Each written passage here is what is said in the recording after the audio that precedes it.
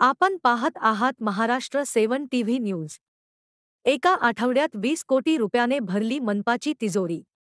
महानगरपालिकेची एका आठवड्यामध्ये 20 कोटी रुपयांनाही तिजोरी भरली। शनिवारी एकाच दिवशी 7 कोटीची वसुली करण्यात आली। आर्थिक ठणठणात असलेल्या महानगरपालिकेच्या तिजोरीची आर्थिक वर्षाच्या सरत्या दिवशी लक्ष्मी बरसली। शनिवारी एकाच दिवशी मालमत्ता धारकांनी 7 कोटी रुपये महापालिकेच्या तिजोरीत जमा केले।